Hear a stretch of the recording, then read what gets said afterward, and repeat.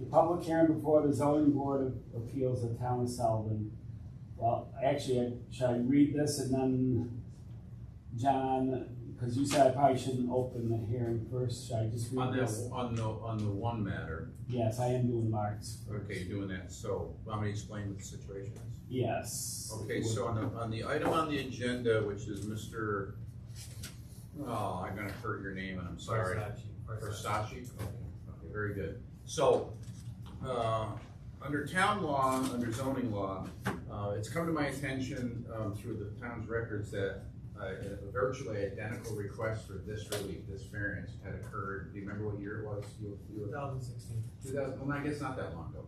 And it is basically exact same thing that you requested 6 years, 7 years. So that was denied, I was told, and there's a record that it was denied. So in order for the board to actually hear this, they can't unless everybody that's sitting up there votes in favor of even having a rehearing on it. And if you don't get all of them, they cannot, by New York State law, rehear it. And then it's kind of dead in the water at that point. So the question They is, can't re-vote on it, can't they? not unless they rehear it. So the initial, because if you think about it, if you came in and you got a variance and got denied, you said, okay, I'll be back in a year and I'll ask for it again. And got denied, I'll ask for it again. So it requires the affirmative vote, unanimous affirmative vote of this board to say, okay, we're gonna rehear this, even though we've heard it in 2016 and it was denied. Otherwise, we'd be jammed up with a million different variances that have been denied to see if they can try their luck with like a different group of board members, and it shouldn't matter, the law should be even on it. So the initial question is, will you rehear that? And I think the chairman wants to ask you a couple Right, questions. and I guess before we vote on that, I guess I want to give you an opportunity to tell us why we should rehear it, okay? And then we can vote on rehearing it or not. Well, Mr. Chairman, if I could, I've been retained pro bono. My name is Anthony Galli. I'm an attorney affiliated with the law firm Sheets and Bailey out of Liverpool. And I understand Mr. Langby's point. I understand the chairman's point.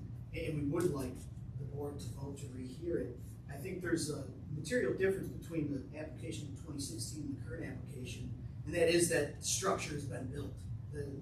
When in 2016 there was no structure. Now there is a structure, and that structure does not, according to the board, or according to the code enforcement, comply.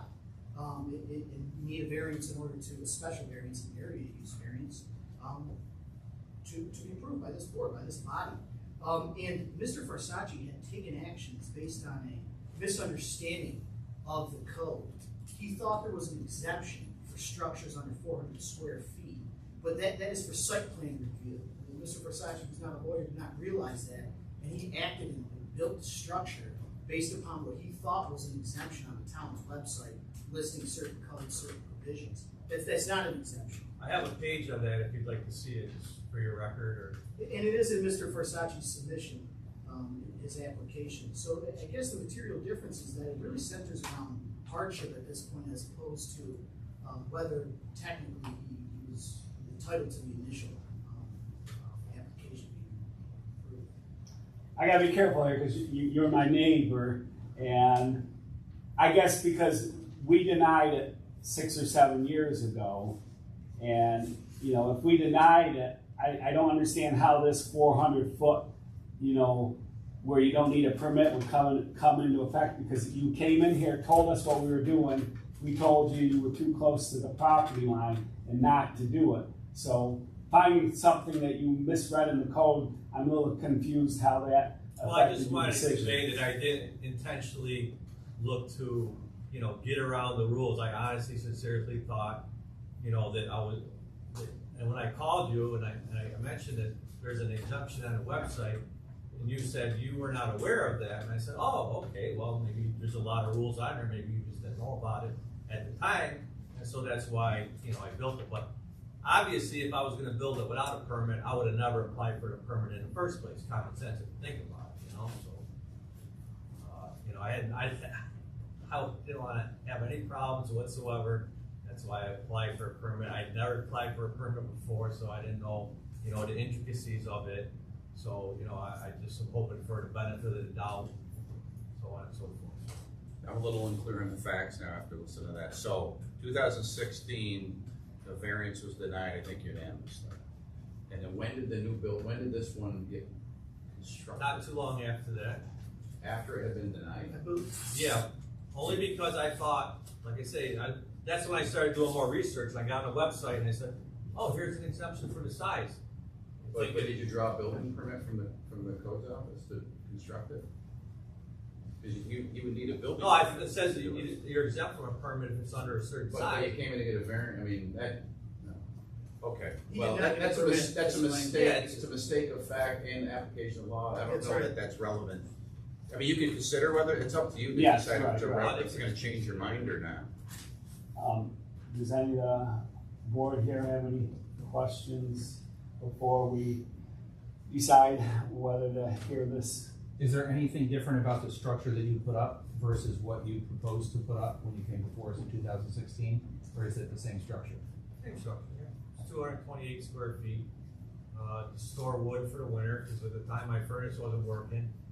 I came down in the kitchen one day and I saw my breath and I said, hey, it's hard to get wood, it's either frozen or green. And so I said I had to get storage for the wood, to keep my house. I got 5 kids and, it's tough. So,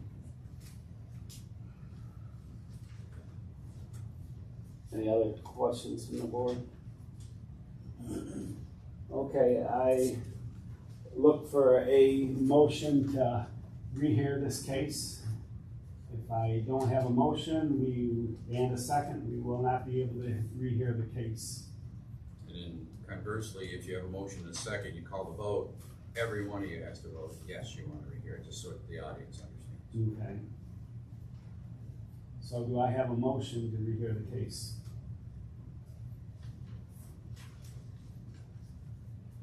So in hearing none, we're sorry, we can't help you out. We're not hearing the case and we're not have a public hearing to hear your case. Okay, so I'll just take exception to the decision on the record. Understood, counsel. We understood. Thank you. the code enforcement officer. Larry's right here. You had recommended that if the neighbor was willing to extend the border 10 feet, that would solve everything you said to us. So he's here. If we could acknowledge that, agree to that, And clear while this up. on that subject, maybe a application, some form of subdivision is actually the proper remedy here. It might be, what I would suggest now is that they have another case pending that maybe everybody, the people that were here for this action, could talk out in the hallway, sort it all out, let Larry know what you think you're gonna apply for, if it's gonna be some sort of line change that'll solve the amount of relief you would have needed. And you guys can do that out there and then come back to us. Okay, great. I know the next one's got a lot of people here for it. Okay. Thank you. Yeah, that's Well, Jason, I said aye. I will. I'll take one.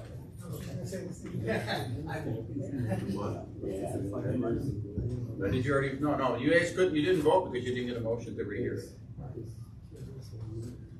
think we explained that. Yeah.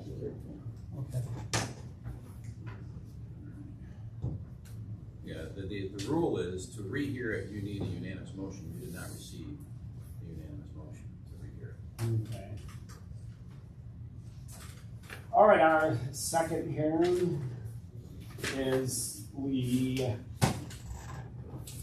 we postponed, what's the word I'm looking for, Mike?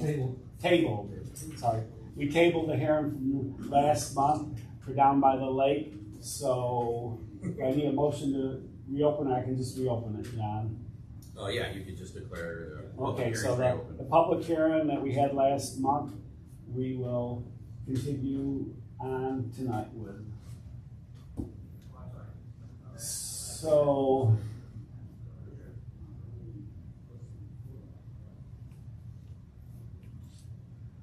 I'm just trying to think what we requested from last month, if there was any more information, any new information.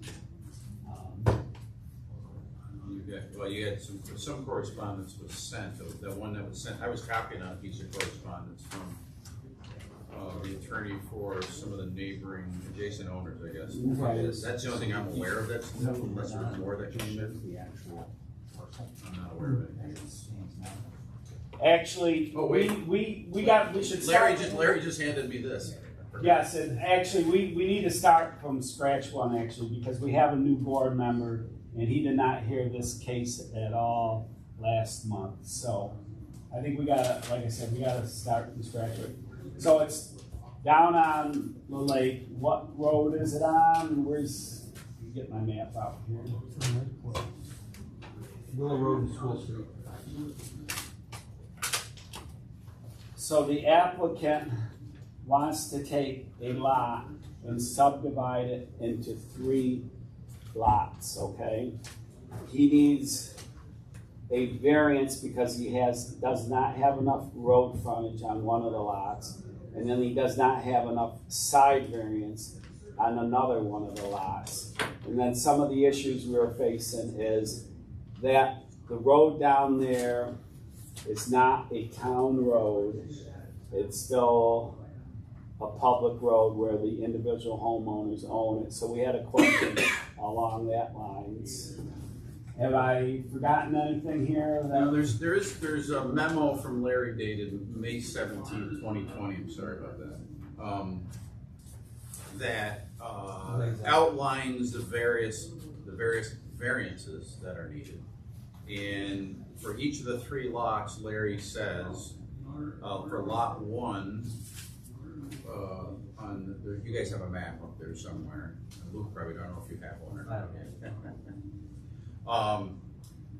There's a lot 1 that under the underlying zoning district, Larry's determined that 40,000 square feet for that lot area is required. They're showing, and they need relief in order to have a lot that would be 21,780 square feet.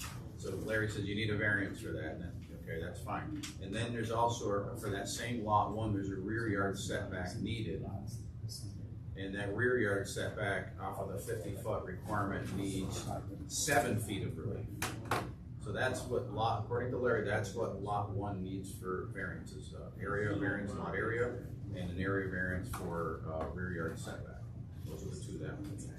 Lot 2 also needs a variance, and lot 2 needs a variance for the 30-yard setback. He needs 3 feet of relief there.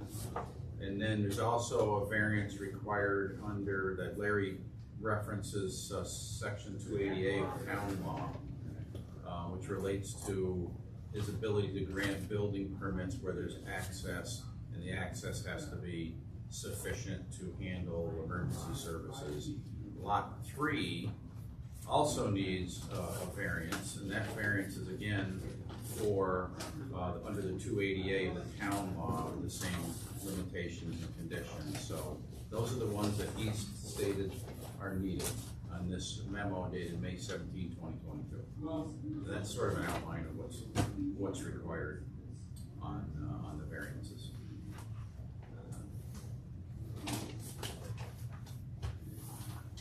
So for both 2 and 3, we need a variance to cover emergency access? Yeah, under 280A of the town law, Larry's position is that you could, that's one of the things you have a discussion about. Okay. Okay. And what else did we need for number 2, for lot number 2, Jack?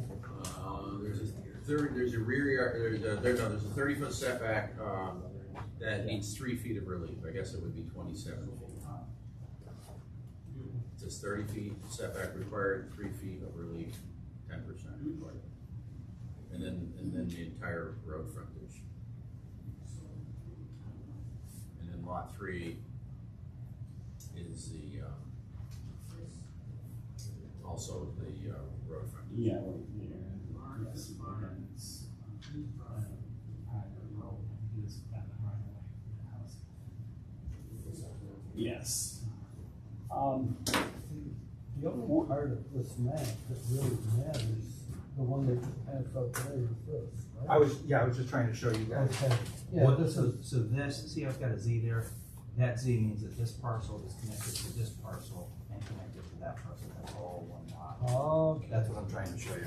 Okay, thank you. I'm just showing you the text now. It shows that these 3 are connected. Yeah, Those are the 3. right, yeah, that's. And then, yeah, this is a smaller version of that map that shows the location of the structures that are being proposed, because it's all being proposed as one thing, because it's. Which lot needed the 50-foot of road frontage? One on 31, this one. No, that's not a 31. Yeah, this is 31 Okay, here. okay. So what they're doing, if you look at the Yeah. original map, there's a property line that's up there, so we're Okay. gonna acquire that. And that's the easement on the original map, I have that for Yeah, you. so lots 2 and 3 can't qualify for getting building permits because they can't show the necessary access, so, and, they're in here to get relief under 280A if it's applicable. So, This is the one. I mean, it is complicated, obviously, it's very complicated, So they're saying that because this was on the map originally, Mhm. you can build that up to code for what's required, and build this up to what's required. Yeah, And now you're compliant on road frontage, but except they for this can't, lot. they're seeking to not build it all the way up. They're seeking to build it to a lesser standard. That's what the variance they're seeking is for, is to be allowed to build this part of the road to a lesser standard than would normally be required. And then that would give road frontage to this lot Right. and road frontage for this lot. I don't know what's happened in 100 years.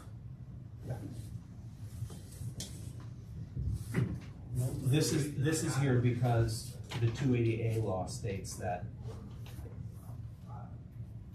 if a plat that was filed in the county clerk's office prior to the law, having a planning board give approval to those kinds of subdivision maps, if that map was filed prior to our zoning law, which it was, that's what this is. Yeah. Then they're allowed to use that road frontage, that existing paper road, which is this here. They can develop that to meet the criteria for access and therefore arguably, and this is one of the things we weren't sure on, they're arguing that that would meet the road frontage requirement for an LR4. And the key factor is where this is public health, safety, and welfare, and that deals with fire trucks and other emergency vehicles, and the statute calls Having that sort of thing out. But you do, I mean, you there's other things, not only that, but lot 1 has the request you're gonna have to deal with too, which is the lot area itself. It has nothing to do with, or not I do mean, lot 1 should have enough area, doesn't it? no, it's short. Lot 1 is the bottom right. Lot 1 is the Okay, gray this one is- down Okay, here. all right, no, The gray one this is one's numbered, 1, okay. the yellow one is 2. That's and the your, green that's one the is one, 3. you're gonna have to deal with lot 1 first, no matter what. Blue one and the orange one have nothing to do with what we're talking about. If you don't, if lot 1 doesn't get approval, it changes the whole game here. But, so the public hearing is gonna be, is it reopened right now, or? That's lot Steve just 1. declared it reopened? Yeah. Yes. I'm sorry. John, can I interject? I don't know if you guys remember me on TV talking. Yes, let me back up one Yeah, no, second. I And think that was just being I don't know, I can't remember if I asked this last month or not. So going by this plot, this original proposal had 2 homes on this lot. Is that lot 3? It had, lot 3 probably had 4 mini lots, maybe 6. So, You got an extra copy of that one, Mike? I don't. so why wouldn't this be just grandfathered in? Because only the paper roads, and so the easements continue to exist in the deeds. Jump in anytime, John. The easements continue to exist in the deeds unless everybody that has access to an easement agrees to disband them. So every property owner on that peninsula would have to agree, yep, we don't want the easements anymore. Then they could get rid of the easements. Otherwise, the easements continue to exist. But the subdivision plans were not grandfathered in by any law when local zoning was passed in 1979. It's 70. So the lots don't get grandfathered in as subdivided. If a subdivision map isn't executed within 5 years, I think, then a builder or subdivider can file a new map and abandon the subdivision. But because this was done before subdivisions were approved, it doesn't have to be abandoned. Okay, Does that make any sense? yeah. Okay. And I didn't think we went over that last month. Cause I think normally they pay the tax consequences when you file a subdivision map, Subdivision, right. kick in when you file a subdivision map. And these have not been being paid, you know, the taxes on this have been the actual lots, not the proposed lot from 1926. So, counsel for the applicant would like to address the board, if this, you think this is an appropriate time. Yes. Well, not address so much, I just wanted to point out that, just a couple things. Lot 1 has already been subdivided inadvertently. Because that strip that you see on the map was conveyed. So we tried to go to the planning board to get that retroactively approved. I don't know if that's the correct term. And they kicked us back to you guys. They said it was premature. I think that they didn't, I don't think that was presented to the planning board at that time, it was presented as a lot line adjustment or a boundary line change to provide for the ability to transfer lands to Tornator. Yeah. That's what we were talking about. So that's how they framed it at the last meeting. And then I think because of the fear of segmentation of this overall scheme, we said, well, we'd have to do seeker and do all that other stuff, so let's see what happens with the zoning board and make sure you get the other things that you're gonna get, because if you don't get them, then we're spinning our wheels. So that's kind of the summary of how they did that, but I understand what you're saying. So now here, depending what you wanna do, we can throw it back open for additional.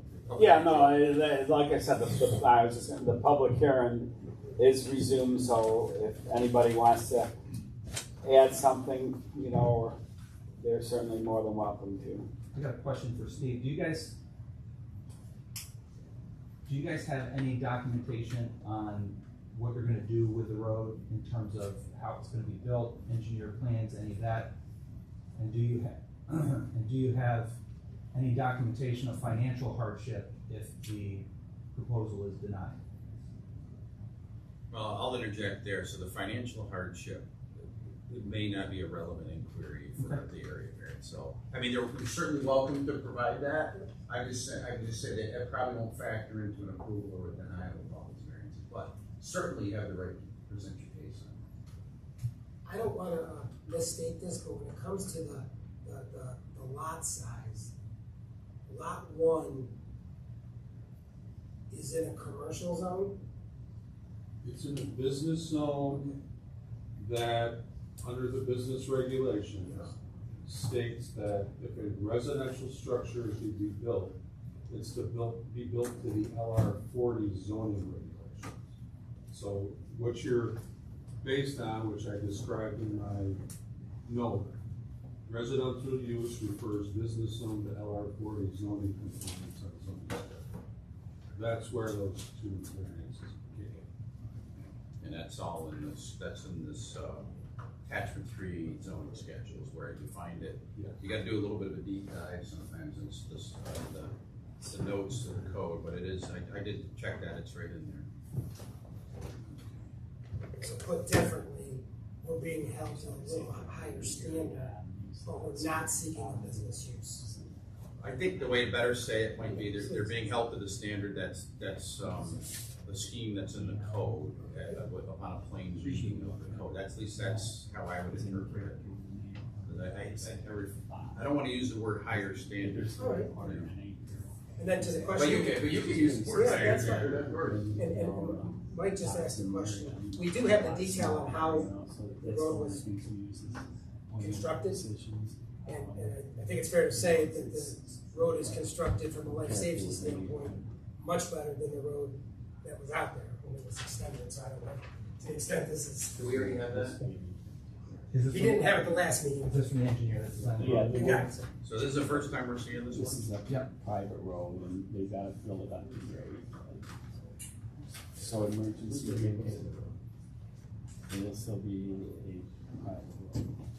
And you feel more concerned about the width of the road. Do you have anything from emergency services indicating that they've viewed it and that they believe that it's passable for fire trucks, ambulances.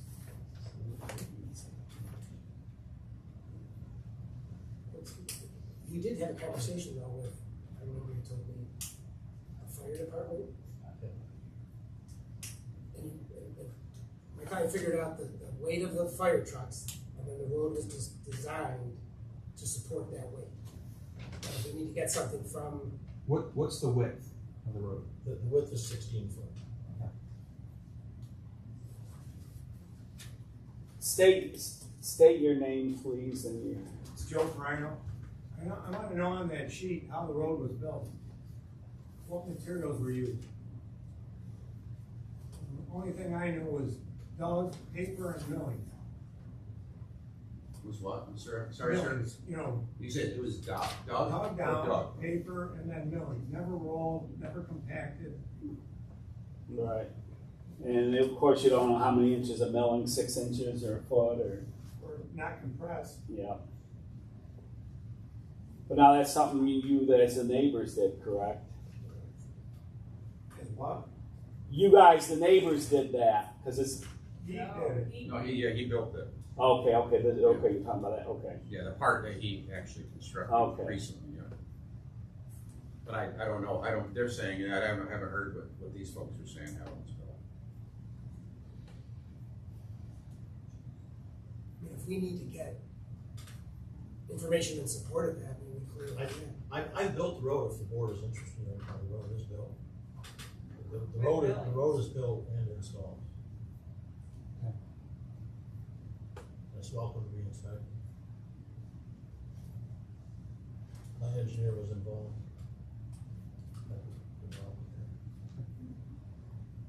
I got a question for the folks on Willow. What is the runoff situation like for you guys in the spring and in the fall? Funny. We're 13 feet lower than 31. How runs in there? My grandson has floated on the grass in our backyard with water. And your name is? Donna Wood. Actually have pictures somewhere. No, I forgot, that reminded me. There was the county referral, which county referral says return for your determination. There was a note in there, and Larry, you mentioned this, that the property is, portions of it are located within a 100-year flood zone, so it will require special, any building permits will only be able to be issued after that's been examined. Is it designed or? Yeah, it has to be done the right way.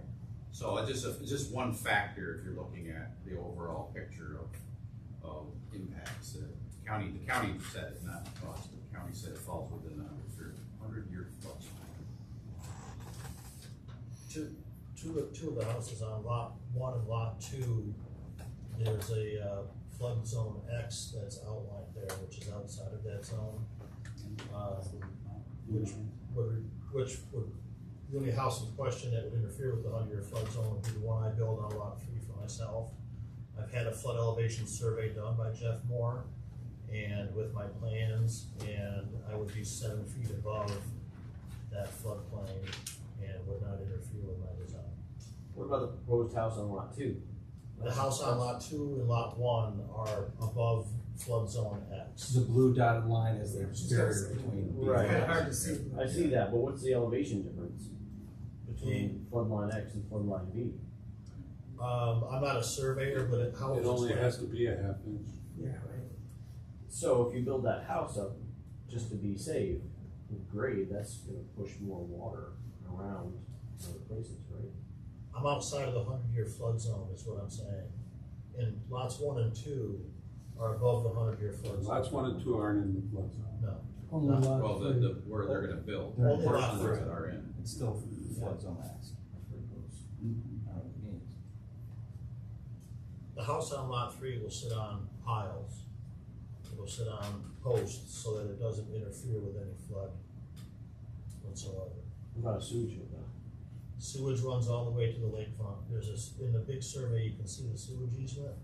And the sewage was installed and it runs all the way to the lakefront and will service lot 2 and lot 3. Public sewer is available to all three, right? All It's three, all installed. three.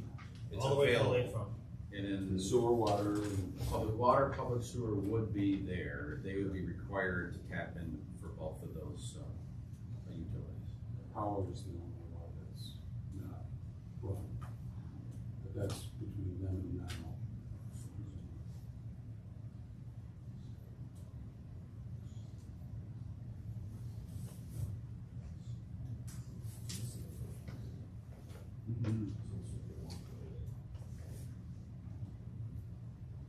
Yes, okay, correct.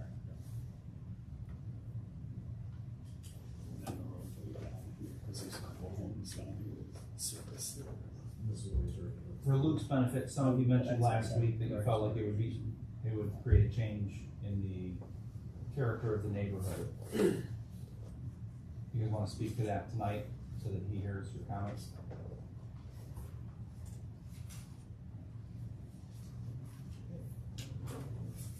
Absolutely.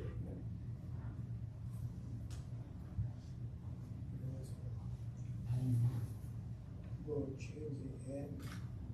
There's actually a little bit. It'll change the character of the neighborhood. Absolutely, there's no houses built on stilts down there. Can you give your name, sir? Rick Pam. So the proposed house on lot 3, how high off the ground would that be? I can, it only has to be, I believe by the flood elevation survey, a little over 12 inches. I don't have a copy of it with me. I can build it 2 feet above grade. What's the overall height of the house? It would be 1 story. What's the overall height of the house? Approximately 15 feet. 13 feet. It seems like. Town does not have a weight restriction. Sure, but the people that are already living here probably don't wanna look at the house. They don't wanna look at Nobody, you can't, Oh, no, I understand that. Lakeview is not. Lakeview is not, unless they're paid for it, Sure. not guaranteed, I should So say. that's part of the character of the neighborhood, right? There are 2-story homes down in here. I was just gonna say, there are homes that are higher than what I'm gonna build on the lake. Eventually. I think the nature of the character of the neighborhood as far as the test goes relates to the scheme for development versus, clearly it's a residential area, there's other houses there, so there may or may not be some differences in the style of homes, but really the question is, if these variances are granted, all these multiple variances get granted, what could that do to the character of the neighborhood? You've got an existing neighborhood that's, it's got a number of many other, I don't know how many total, but I'm just looking at the map, it's a busy map, so there's a lot of stuff going Pretty on high there. density. Yeah, so the question becomes, would it change the character of the neighborhood to allow an additional 3 new building lots? And 3 structures. Well, they got a proposed garage, house, whatever it might be. And I don't know if that itself is a concern, but would this change the character of the neighborhood by adding in this one larger piece of land and you turn it into 3 new families in this area? But I will point out that when it comes to the character, it is single family. It's not like we're trying to build a convenience store or an office. That's what's there, single family homes. I think he's focusing on, somebody said, the density. Yeah. So what we're getting to is the heart of this is some of these variances actually relate to density, because you're gonna shrink the size of the lot that you would need. The 40,000, if everybody's 40,000 square feet out here would be nearly as dense, so, with some of the smaller lot requests, or these smaller lot requests, that's part of that question. And you can examine it from any angle that you want, but ultimately you gotta at least talk about it. But I will point out that there are definitely homes there currently that exist on lots smaller than. Now refresh me, John, since all three of these variance requests are all on one application, if we deny one of them, the whole application is denied? Yeah, there's a mindset that could be out there that if, let's say, for instance, you deal with lot one, which looks to me like the biggest request for an area variance. It's the overall lot area where they're asking for, I mean, Larry's calculation is 46%. If the board does their examination, does their diligence, and they say, yes, it's okay, and you vote for it, then you move on to the next one. If you say no, then the question is, he's got this plan. The plan is to do this, so he can get the variances, so he can get the subdivision. If you deny that first one, then you may say the rest of them are academic because you didn't get the first one, so you can't do that. You can't do it this lot at this size. So you might need to borrow land from the next one to make the overall. So it's sort of a. If you get to a no, whatever it is, you might have to stop and go, okay, what do we do now? Do we want to keep going through this when we clearly can't because we didn't grant the first one? But if you grant the first one, then you go to the next one, and then the next one if you grant that one, and so on and so on. So, but he can't go to the planning board with this subdivision map unless you grant the variance for lot one, that first variance for lot one. That changes his plan. Okay, so we should definitely deal with one first then. That's one. It's probably a good way to deal with it. It makes sense. It's economic, and if it gets approved, you simply move on to the next lot and look at that. All the things with that one. Yes. I've got some important information strictly regarding lot one. We understand if you look at the math, when you look at the variance versus the square foot of the code, it's large, but we also look at the surrounding properties. And right next door is a property that's comparable in size, that's deeded to Miss Kelly Roach. It's approximately 0.6 acres.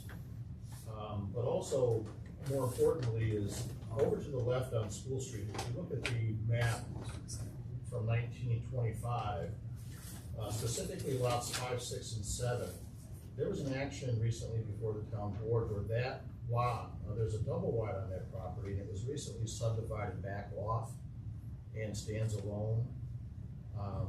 And so that's another property that was recently before the town board and was approved for a subdivision.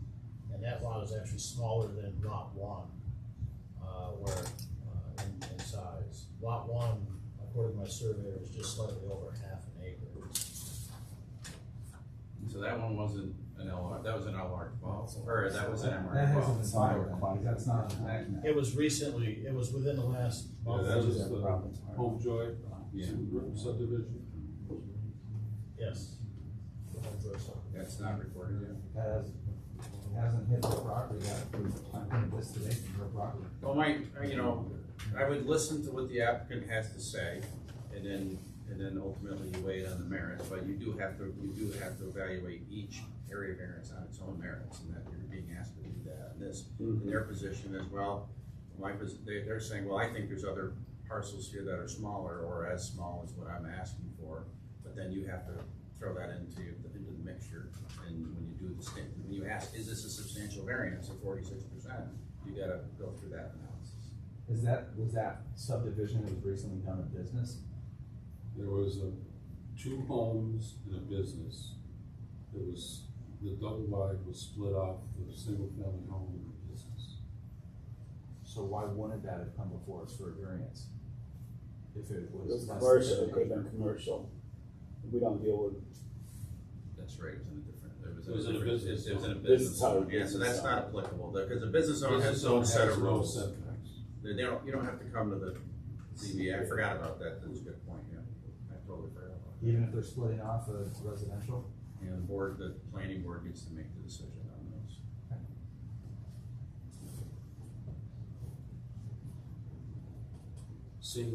Seeing that lot one is in the business zone, could we ask the planning board for that instead of getting a variance? You sent them here. You made a determination that you come here. You two told me to write the letter. I said write up the stuff that they need, and you did. But that just dawned on me, if he's in a business zone on lot one, Cause that goes in 300 feet. You know, I don't think it works that way, so. I actually did look at that. When I read that, I wasn't sure that that was gonna work. Yeah, more down when he puts this, that everyone can see vehicles. The business still refers Yes. to LR 40. But Does the he applicant wants have to anything else they wanna say? extend it here, and this is gotta meet I emergency. just wanna add that lot one is, as my attorney had stated, is already, You lost. separated from my other two lots. And, you know, They this say whole it's action 16, had derived I'm from talking. Mr. Ball asking me to come in and do this action. to I don't help think he's me gonna make help it 16. Make my maps match and everything, and so that, I mean, it seemed like a logical remedy. I just wanna point out that the lot is already separated, not my fault or the town's fault. But that, when you say that it's separated, you just mean that this section has already, the lot line for the blue property and the green property has been changed. No, on the bottom right, right next to Lot the one. Peach property, right, the Peach property, Yep. owns, It's so true. no, that's not tax map. The lot we're talking about, lot one, This that's my lot, right, is Right. separated from my other two lots, the yellow and the green, because there's a 10-foot strip of land that Right. the Peach owns, so Right. it's already separated off, it's So already. you're talking about from a geographic standpoint, there's a separation there, but in terms of the deeds and in terms of the tax maps, they're all one parcel. This, right, in terms of the tax map, it's all one parcel. Right, well, I mean, even on the tax map, it shows it separate. Can I show you this tax map? No, it And doesn't. that's where You it's can gotta show me be your tax map, emergency. but I printed this today on real property, Okay. and this shows them Wants to make connected. the road You all know, the way maybe around there. one is, The little Z that's right here indicates Right, that but this is it's- all one parcel. It's not a. okay, yeah, so they're hooked over. It's not a road that meets but- standards. but I know that there's a space between. There's a but space, okay, it's for one sitting, tax parcel. yeah. Yeah. It is one tax Wouldn't have parcel, to but pay, they are but he's gotta meet not it, so- adjacent. They're not contiguous. They're not contiguous. Yeah. What I'm saying, What they're trying to do is, That's what they're because talking about earlier. prior owner, His prior engineer, owner because that might be something. didn't sell that lot off, To see that. and then after he filed the subdivision map, he's. You guys all, you get it solved, I hope? Yeah, Larry, we're gonna get that survey from RJ Lighton. So we'll just Okay. wait on that, the orders and. They're backed up, you probably know, but, Yep. as soon as we get it, you know. He did the previous one, so it should be hard for him to update this one. All right, thank you, Thank you. guys. Thank Thank Thank you. you. Is there anything else that the neighbors would like to say? Is there any other questions from the board?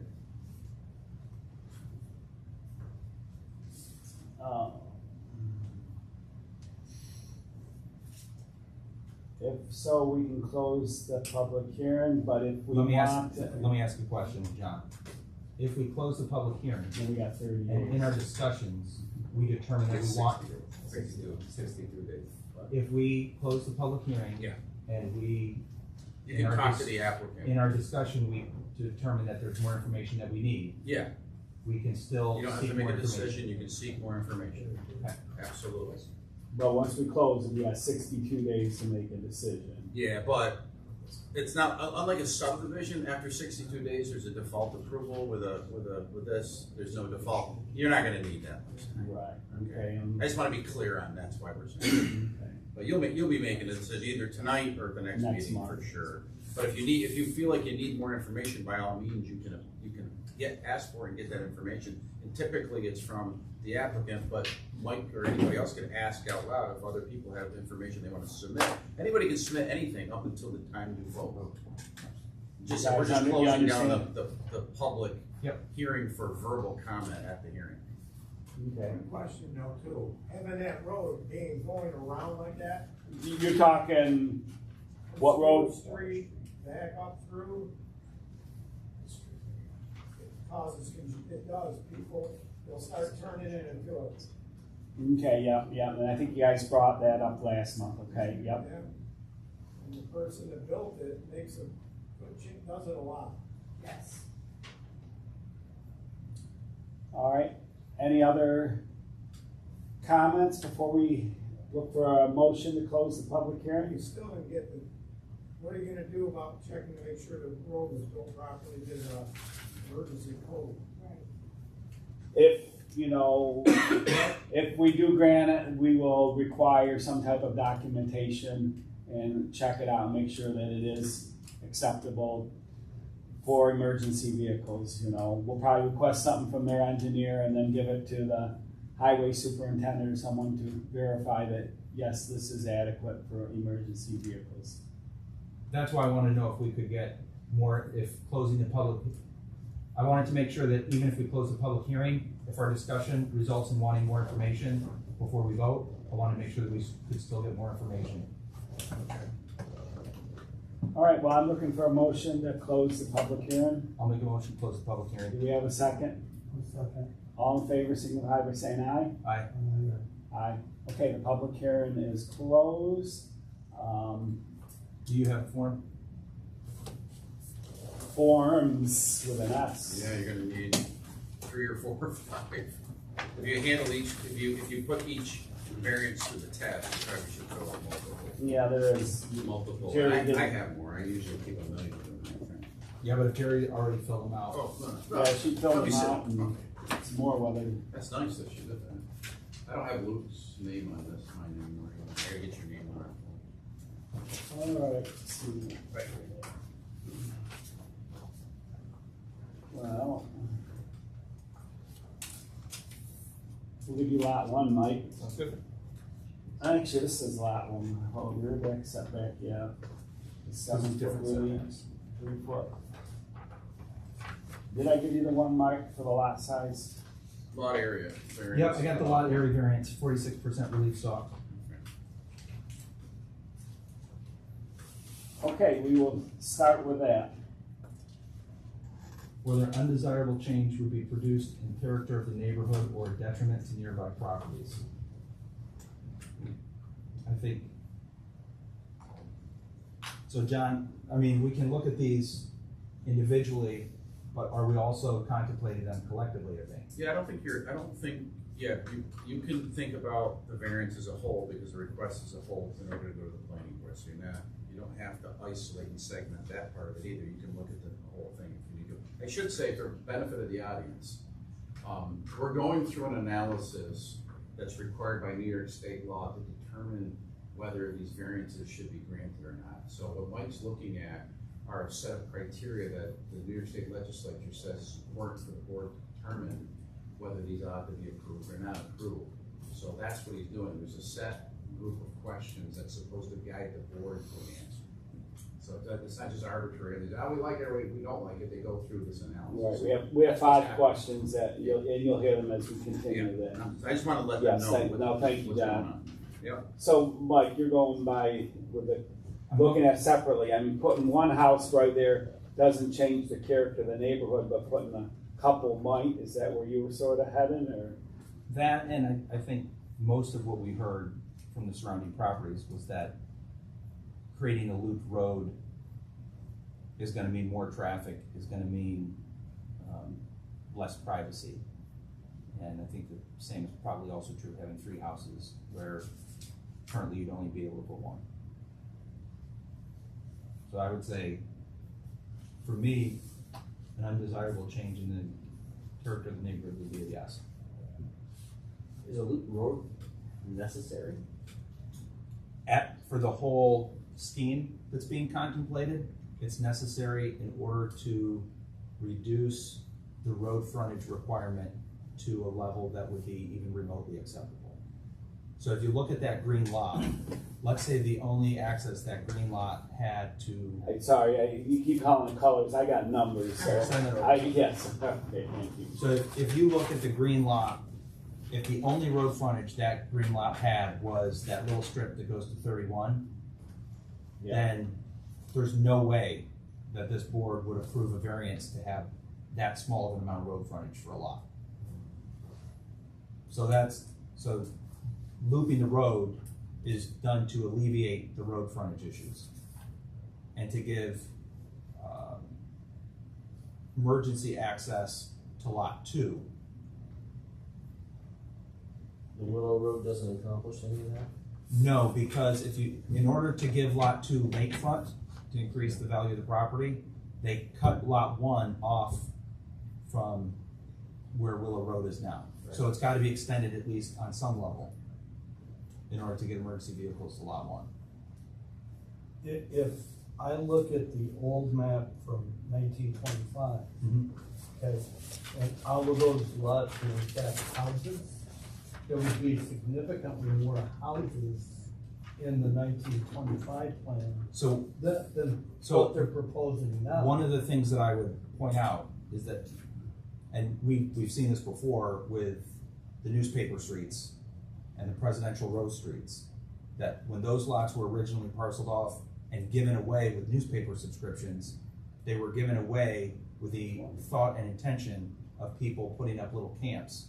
They would go up and visit or it wasn't contemplated for year-round development when that lot was developed. But also, what did a fire truck look like in 1925? Mhm. Well, most things just burn. The bucket brigade. Not very successful.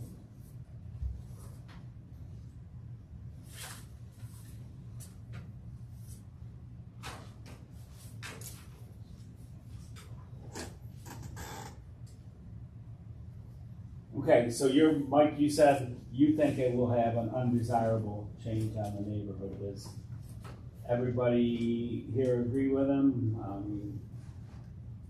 Terry, I see you're hemming and hawing.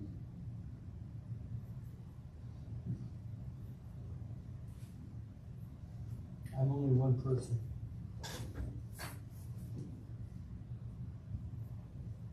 What are your thoughts?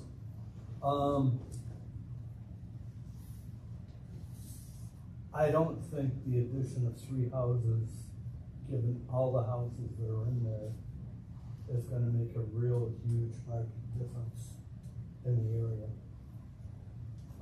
That's my personal opinion. What we're looking at though, that's a small lot, okay? Lot one you're referring to. Yeah, lot one is a very small lot. It's less than a half an acre, or it's a half an acre. There's also road frontage issues that we haven't addressed, right? I don't think road frontage issues were identified with lot one because they're being given credit for Willow Road. Right, the houses around that road. Okay, so road front is not an issue? Not for lot one, no. Okay. That's your determination, right? Larry determined that. We don't have the ability to weigh on that. Well, no, I mean, it's just, you have to, you accept Larry's determination on that. He's got all his road frontage is on Route 31. You'll notice it does a big loop around on the map. Yep. Yeah, that is all frontage for lot, there's 150 feet of frontage there. Oh, okay. So, and when he wrote it up, Terry, he left out a requirement for any substandard issue on road frontage. So he really wrote it up for the lot area variance, and there is the. Now, this only shows 46 setback. feet of front for lot one that actually abuts Route 31. Yeah, but No, you have to go on. this counts. This counts. He's having it carry all the way up and in there. That's the way the Oh, I planning, see. that's the Okay. way the planning board counted the Gotcha. question. I was So it's originally. not Willow Road, it's because I it was gets on- that way. yeah, I was only That looking at counts this towards Route originally, saying that's inadequate. Yeah, Right. so he's got it, Yeah. that's not. That's what I was looking at too, yeah. Okay. I'm with you. So the 3 houses you don't see as being undesirable to the neighborhood. What about the road that's being constructed? I think it needs to be there whether or not the housing, the new houses are built. The road needs to be there. For fire access, emergency access. To what? They already have fire access and emergency access. Are they up to standard? Up to standard? They already exist. Okay.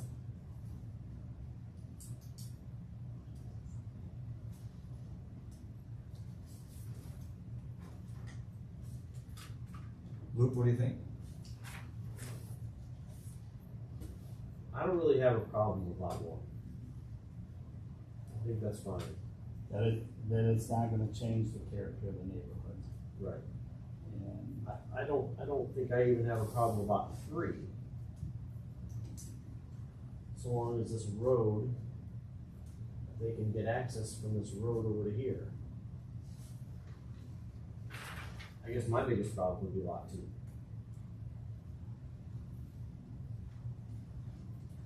okay, but we're dealing with lot 1 right now, which. Yep. Right. The 40,000, Yeah, lot 2 only needs, a setback, variance. Because it has sufficient, Larry's determined it's got sufficient lot area, 12,000 square feet is the requirement, it's got 26,000. But you guys probably should keep with lot 1 for the moment, I don't think I have a problem with lot 1. I mean, as far as character of the neighborhood. so, was there a house there before? no. There's never been a building there. No, originally, the orange lot, the gray lot, the yellow lot, and the green lot were all one parcel, Right. and they sold the orange lot, which had the house on it. Oh, all right, I see. And the house on the orange lot had been there a long time. And they parceled that off, kept access to the water by having a little jog over to the creek. Right behind here. Yeah. Yep. Well, that's not an easement, that's deeded property that is retained by the orange lot, that's why it's orange. Oh, I see. So So they that kept belongs to this property here. Right. It doesn't have anything to do with. That's why the counsel for the applicant was pointing out that gray is already no longer contiguous with yellow and green. Yeah. But it's still one parcel.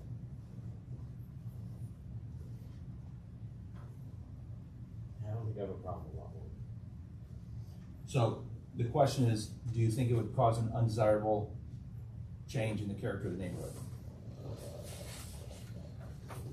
I don't think so. Terry's a no, Luke?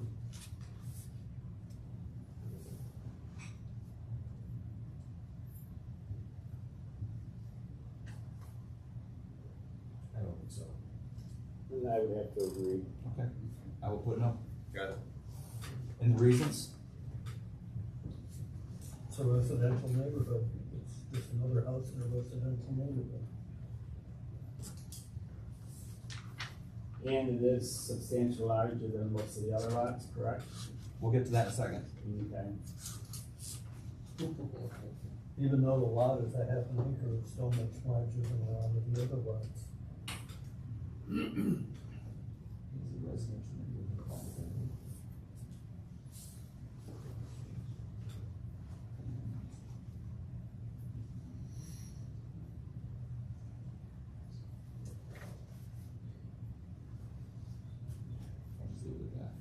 Whether the benefit sought by the applicant can be achieved by a feasible alternative to the variance.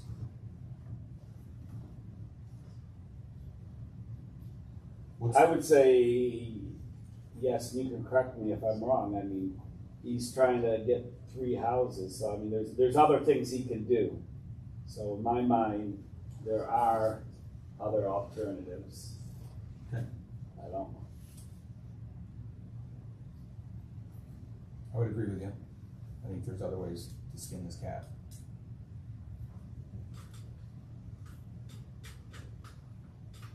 If you did 2 1-acre lots, we would have almost nothing to talk about. Correct.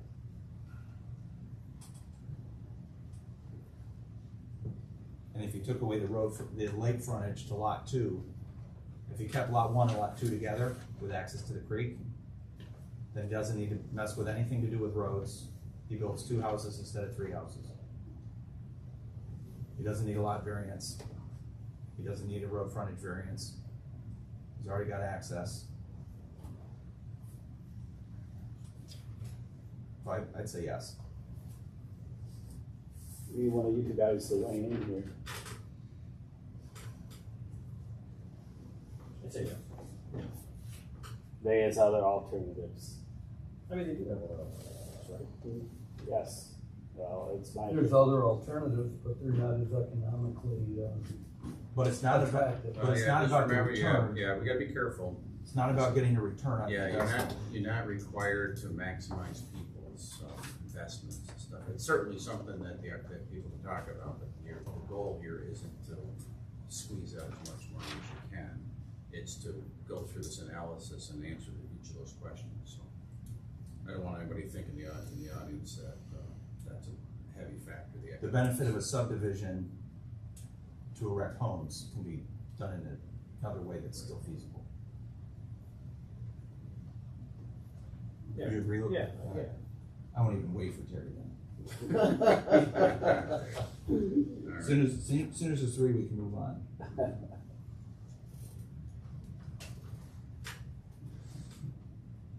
So the third one is whether the request variance is substantial.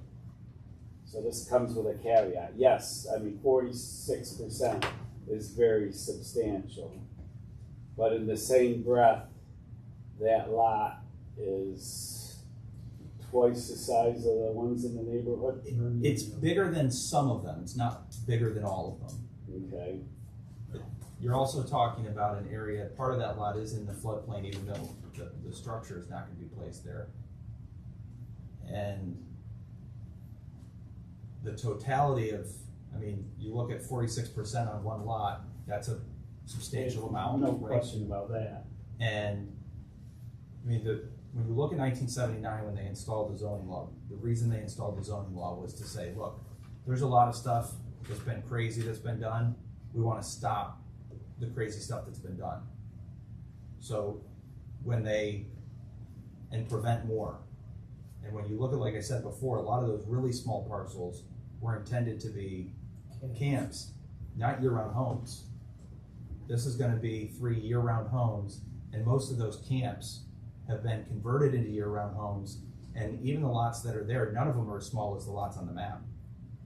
Most of the lots that are there, Right. if you look, On the like I was old looking lot. at Yeah. Payon's property. Payon's property is like 4 of those lots.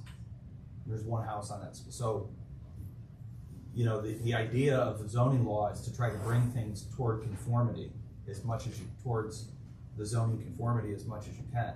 When you're talking about the lakefront and the water issues that they have at the lakefront, you know, just because mistakes were done 120 years ago, doesn't mean that we wanna, you know, go for the middle ground between what makes sense and what was done in the past.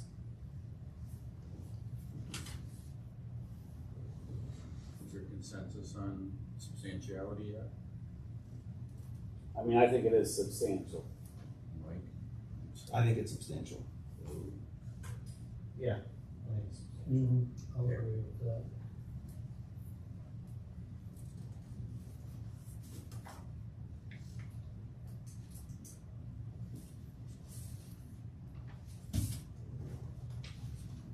Fourth question, would the variance have an adverse impact on the physical or environmental conditions in the neighborhood? The physical or environmental conditions on the neighborhood. I would say yes to that one. And your reasoning is? Any structure is gonna displace water. Yeah, it's gonna exacerbate the water problems in the spring and fall. And that's why you have the 1 lot requirement, or the 1 acre requirement.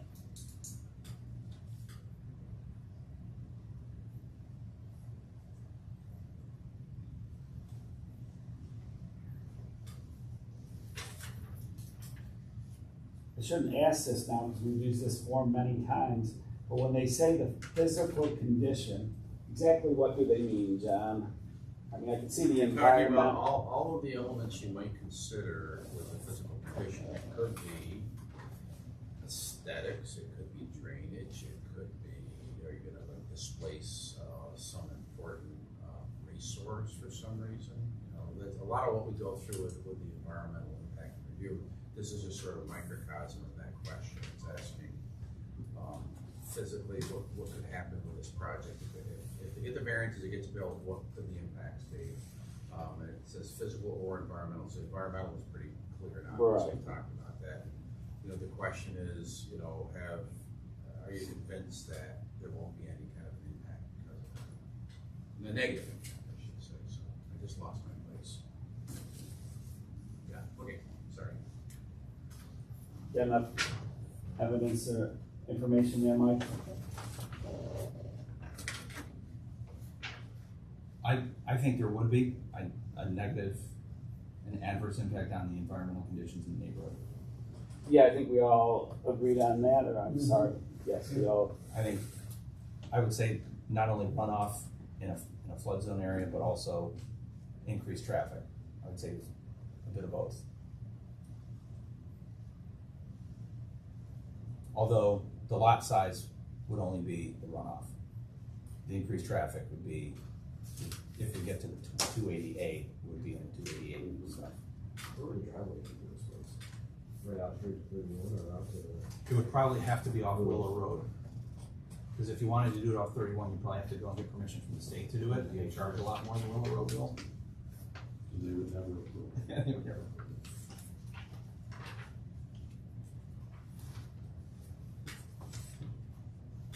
whether the alleged difficulty was self-created.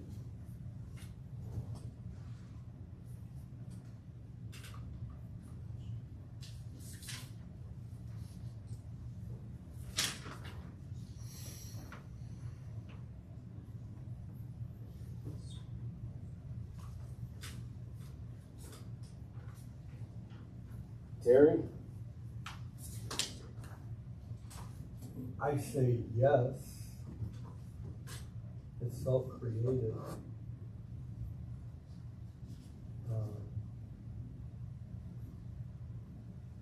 I don't know, I'm thinking about a comment that was made earlier that there was another way to do this. Instead of looking for 3 lots, maybe 2 lots would be a better solution.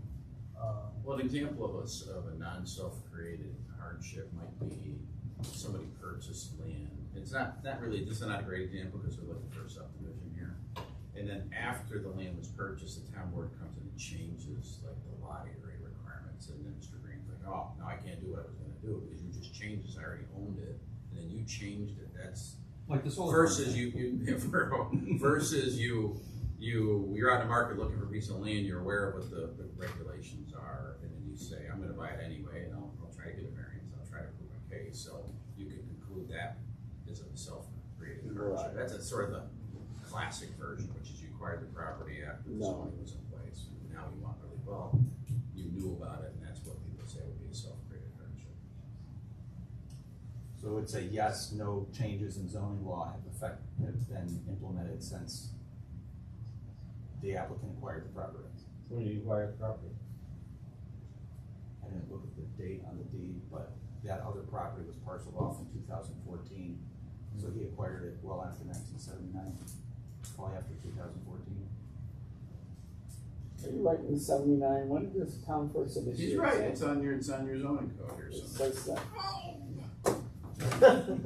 I keep thinking 67. I used to have a book that said 1979, right? Or does it say update? Because I thought it was like 60. It might have been a big update because I always think it's the 60s. I always thought it was not. We're getting sidetracked. I always thought it was 67, but you know, if I have an opportunity to make adopted by wrong. the town board of the town of Sullivan, 7/30/1979. I was saying. So I guess to Steve's Maybe a point, preliminary one there back might have when been a readoption of the whole code. I don't know the answer when the original code was. It might have been 79. It might have been. I mean, he has an old The property. only book I've ever had. Yes, says yes. 79. Sorry, get us sidetracked. Oh yeah, Right, he just bought it within the past decade. definitely within the past decade. So, Well, he could answer that if you want to. It's right here. If you want to ask when him. did you buy it? When did you buy the property? August 31st of last year. Or, so yeah, I guess not that changes since then. Yes, I think the whole board says it. You know, it was a self-created.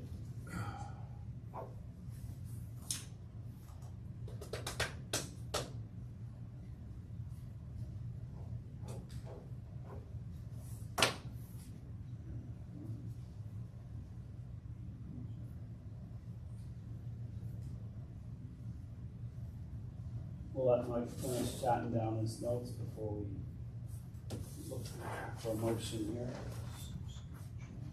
Although I have seen planning board approvals from 1960. 60. Like zoning or planning board? See, I have a note in my file that says, lots made before June 1st, 1968 are grandfathered in. That's subdivision. That has to do with subdivision. Well, I don't know, you might be right, I'm just saying with Mike's point about 79, that's the only number I've ever seen. Yeah. The subdivision is a different animal than zoning, it's here for zoning Okay. variance. Okay.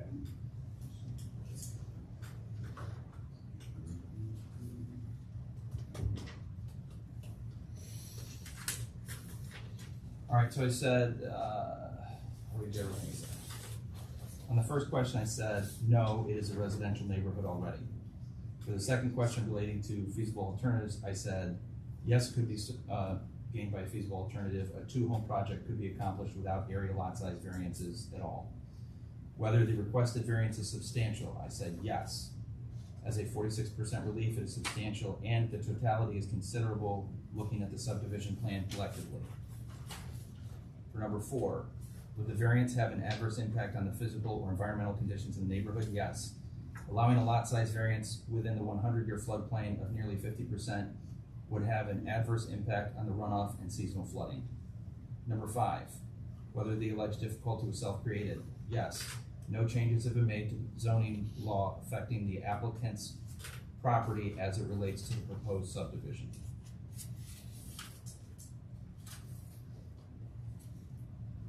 I will make a motion that the benefit to the applicant. Can I want to back up 1 second here, because we did get that letter just before from Mr. Moore. Did the board have a chance to look at it? I did. I read it very, very quickly. Okay, I'd like to read it again. Go ahead.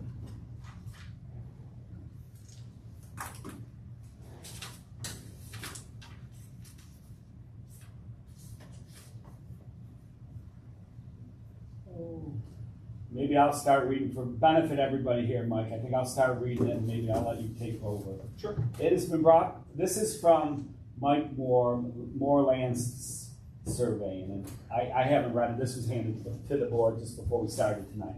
It has been brought to my attention that your board is currently reviewing a variance for a parcel of land that is situated in the ancient subdivision of Pleasant View Place.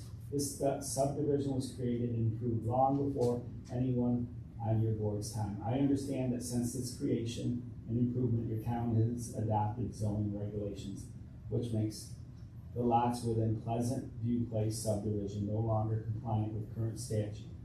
As a professional land surveyor in the local community, I have reviewed, surveyed, and subdivided numerous parcels of land, both on water bodies and inland. Having been to the Pleasant View subdivision several times, I can speak directly that the existing lots that have been sold off are laid out in a way that gives much enjoyment to several families that may not be able to have the lakefront land. The lots all have deed access to get to the water via existing roads that were established on the original mapping. These roads may be private, however, are private for the enjoyment of all owners without any restraints. I'll let you finish one. With all the information mentioned above, I believe is that the proposed submission by Chateau Duvin LLC will not only clear up a complex parcel of land that was created some time back, it will also fits well with the character of the neighborhood in all aspects. The parcels are as large or 2 to 3 times larger than all the surrounding parcels. There will be sufficient parking, municipal sewer, and water. Access will not be a problem with the vested roadways from the original Pleasant View mapping. It is in my professional belief that a variance is for the hardship of the applicant, and it is up to the applicant to prove to the board that a hardship is or has been created. By the town creating the zoning regulations after the creation of the subdivision, the hardship was burdened to this parcel in both access and road frontage, and took away the purpose of the land and its use. Again, it is my professional opinion that this proposed project can only improve the town, community, and neighborhood. It fits not only the current contiguous community, but the overall well-being of the community nearby, while giving several more families the ability to enjoy Oneida Lake. Okay, thanks. Like I said, I didn't have an opportunity to look at this before the hearing, and I just wanted to take a look at this before we made a decision here tonight. Okay, all right, sorry, Mike, where were we? There's one other thing I'll point out on the original map. Do you have that map? Yeah. So if you look at that map, you'll notice that it doesn't go to the lake, as some of the parcels do. So just in response to some of the comments that were made in that letter, the original design preserved the actual lakefront as almost a community park. Yep. So lot one, where home one is gonna go, isn't in conformity with the original subdivision designs at all. Okay. Thank you.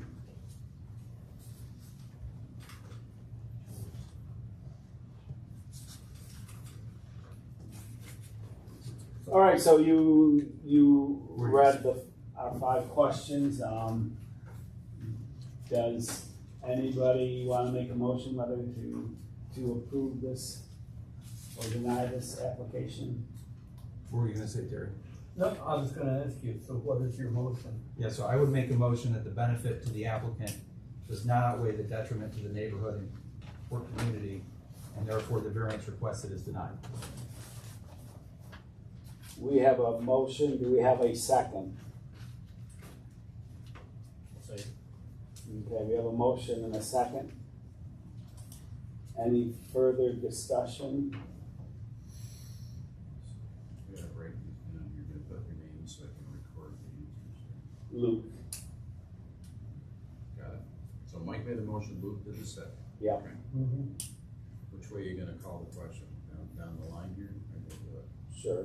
Start with Mike then, work your way up towards Luke. So no other further discussion, okay? So all in favor of Mike's motion to deny the application? Well, maybe you should do a roll call.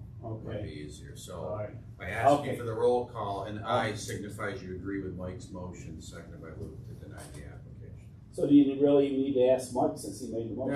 No, that's a great question. He could vote, he can change his mind. He could just make a motion, doesn't mean he has to You can make support a it. motion, That's and then happened he has to before. vote for it. Just to get things rolling. or Yeah, get it something. rolling. Yeah, we certainly could have done that with the Versace thing before. Make the motion, second it, take the vote, and have one person not vote, and then it's, That could have I don't happened care. here, yeah, because you needed the unanimous one. Mike? aye. Aye. Aye. Aye. Okay, the Yeah, it was application, unanimous, yeah, okay. All the right. application has been denied. So now, this is where we talked about, does it make any sense to go through all the machinations of deciding all these other variances when you needed the first one to get this thing rolling? I mean, you can do that if you like, it's, in that sense, it's academic in that sense. If the applicant were to challenge this decision and say, well, I don't agree with this and I want to take a challenge of it, either that challenge will be upheld, his challenge will be upheld, or your decision will be upheld. If your decision's upheld by a court of law, it's done unless they take an appeal of that. But if a court were to reverse your decision, Then we would have to. the judge always sends it back I'm gonna send it back to you. It's rare, maybe 1 out of 100 cases where a judge makes the decision for you, because they always say it's up to the board to make the decisions. But if he didn't like what happened and thinks that the record wasn't supported by this decision, he would say, go, bring it back to the zoning board. They will make a new decision consistent with my written opinion. And then not only would you have to do that, but if you change your mind, you'd end up having to go through those other ones, which you might never have to do. Mhm. So I'm not telling you what to do, but there's a scenario here where you could say, because this changes his whole plan, because he might come back in after hearing you guys and go, I'm gonna go for 2 houses here instead of the 3. That's his right to do, to ask for that. And then we'll have to figure out whether he needs any relief for that. So you can either end it now, or you can dig through the rest of these variances and requests. I personally feel it's not necessary to go any farther. If anybody on the board disagrees with my decision, I'm certainly willing to continue, but if you want to continue, if not, otherwise we are done with this applicant. Yeah, when you got that done, Mike, you want to sign it? John, can I ask a procedural question? Here.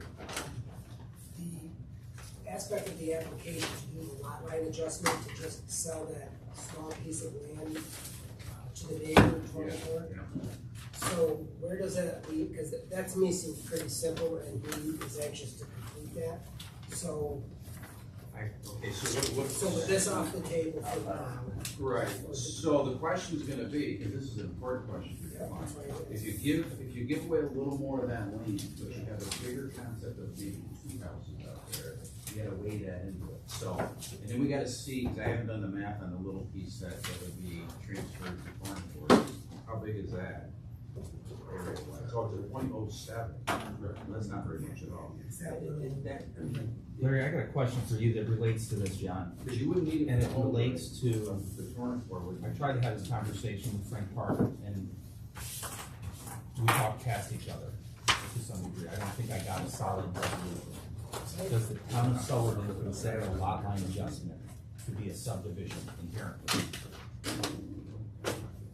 I see what you're That saying. one Typically, you go in for that, However, standing on its own, but you're saying, This keep it in the back of your previous mind, coming in for a lot, subdivision, two lot, you don't wanna. and this is an adjustment to It the could, map. it could. I don't think it's a big enough Fill piece. out, Yeah, right? so therefore, it has That's no. our decision. You didn't give me one for the. I know, I gave it. So would you say You that gave any two of them to Mike. Oh, lot okay. line You passed adjustment it on. on a map that Oh. was filed after 1979 when the planning board had I didn't a even know it was subdivision would have to be filed as Oh, you got out the minutes.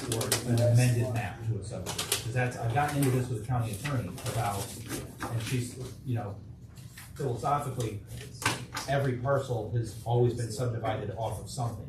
So any lot line adjustment would be an adjustment to some sort of subdivision map. But if the town of Sullivan saying that from 1979 on, if it's a subdivision and there's a lot line adjustment counts? Frank has told me that if you've got a solid number for your property number, you're allowed 3 subdivisions. Normally, a lot line adjustment is just between 2 parties. Right. Which would be considered a minor subdivision, which I sign. Okay.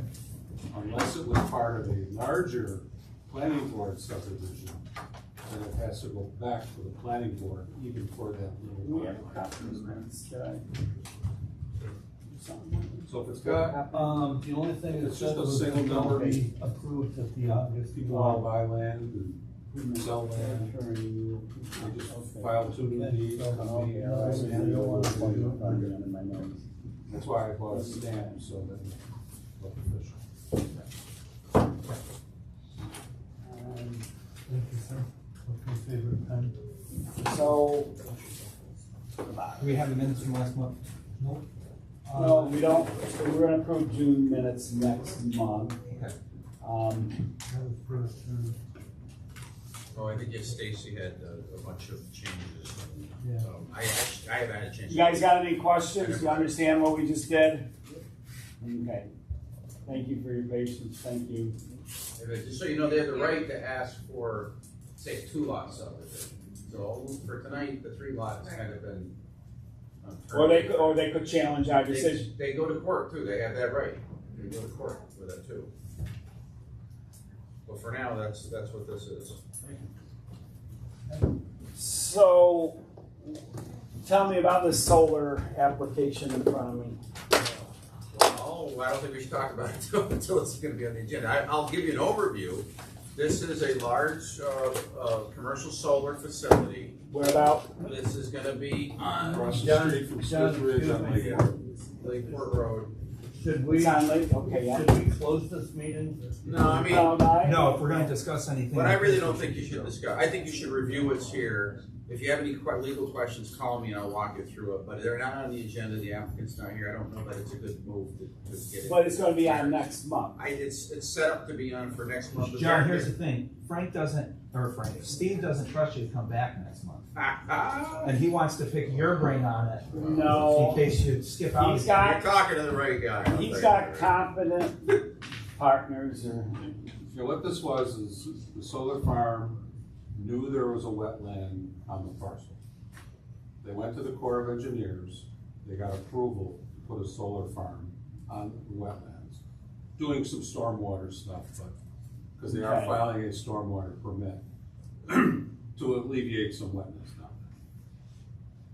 So they had their plans all drawing up. In the meantime, the town passes a law, says you have to be 1,000 feet from a wetland. Now we've got conflicting law. And they haven't put their application into the town yet to do it. Right, but they have been working on The it. town isn't in trouble for dropping their pants like we did with the quarry and changing it in the middle of the application being in front of us. So we don't have the Article 78 issue that we had for the quarry. But they have a hardship, just like the example. Shot Kate tonight. But they, on the other hand, they do have approval from the Corps of Engineers. Right. The Army Corps? Yes. But you got, remember, municipal home rule law is a very powerful law that allows you to create, the towns can create their own laws that are strong as state statutes. That's a very, very powerful law. And in their wisdom, the town board said, here's how we want to site and potentially approve commercial solar facilities in the town of Sullivan. One of the things that the committee and ultimately the town board agreed to was the 1,000-foot setback from wetlands. And Larry's right, there might be a scenario where the DEC setback is only 100 feet. The Army Corps really doesn't have a per se setback, but you have to get a permit from the Army Corps. It's totally different. They'll make they have a big write-up, which I haven't had a chance to read, in here, that you should all read before the next Who's meeting. a geometry major? What, how do you? My daughter just got 100 on the test. Bring her to the next meeting. What's the area, if this is 1,000 feet, what's the area that encompasses? If the radius is 1,000, then you go to 10,000 times 3.14. So you're looking at 30,000. No, 300,000. If your radius is 1,000, 1,000 times 1,000 is 100,000. Is it a million? It's a million. I've dropped to 0. So it's 3.14 million. My whole point is they're losing 10 acres or 20 acres where you got solar panels. That's wasting ground. So that means they got to put another solar farm down the road to make up for the 20 acres the town by setting 1,000 foot. You follow me? They're wasting space. They're wasting space. If you're going to put solar panels somewhere, Put them on a wetland. well, yes, but use the whole parcel. This is what gets me. A solar company. I got the picture still on tape. A solar company will come in and they're going to please somebody. Okay, we're going to go 200 feet from the road. Okay, the neighbors complain. Okay, we're going to move to 400 feet from the road. You take that around, they've just lost 5 or 6 acres. Now they've got to go down, if they have a goal of wanting to create so many solar panels, they've got to go down the road. You're worried about the farmland. Right, they got to go down the road and have another solar farm and upset another group of neighbors. I gotta be honest, I don't like that the town board included wetlands in this. I would rather they said no farmable land, period, and leave it on the wetlands. And plus, we will Who need cares an about the wetlands? agricultural statement for the solar panels. From But you would anyway, you do. The owner, You definitely have to. because you're taking the parcel the solar panels are out of the agricultural district. okay, You're putting panels in. But it's a land solar that's farm. an agricultural district. I the word. don't Yeah, the word farm, right? If you talk to farmers, they'll Yeah. tell you, and anybody who really understands what's happening with solar right now, they'll tell you they are solar arrays, they are not Yeah, farms. the laws that people are using now, because that guy, when NYSERDA put out their guidance, they kept using farm. The newer laws were writing commercial solar facilities. So let's go back, let's just close the meeting. Yeah, I'll make a motion to close the meeting. We have a motion, we have a second. Second. All in favor, signify by saying aye.